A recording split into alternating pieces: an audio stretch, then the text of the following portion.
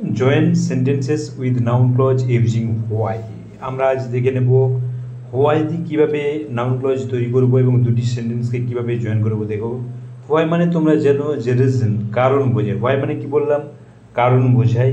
Example দেখো, the boy failed, the reason is not known to me. ছেলেটি ব্যর্থ হয়েছিল কারণ আমার কাছে জানা নেই বা আমার জানা নেই। এখানে দেখো রিজন কি বোঝাচ্ছে, কারণ বোঝাচ্ছে।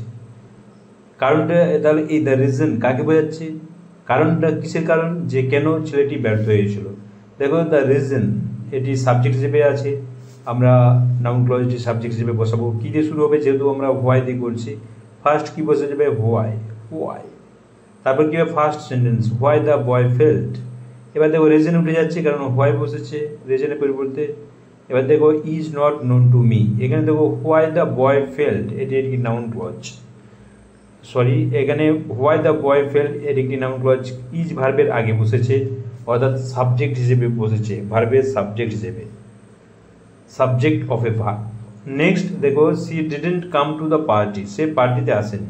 I don't know the reason, আমি কারণ জানিনি। এখানে দেখো I don't know the reason বলতে কিটা, সে কেন পার্টিতে আসেনি। তাহলে আই ডোন্ট নো, নো এর পরে আমরা দ্য রিজন আছে, তারপর তো হোয়াই বসাবো, ক্লজটি তৈরি করবো এখানে নো ভার্বের পর হোয়াই। এবার ফার্স্ট সেন্টেন্স কি আছে, first sentence why she didn't come to the party, why she didn't come to the party.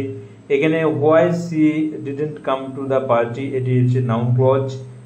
দেখো নো ভার্বের পরে বসেছে, অর্থাৎ অবজেক্ট অফ এ ভার্ব।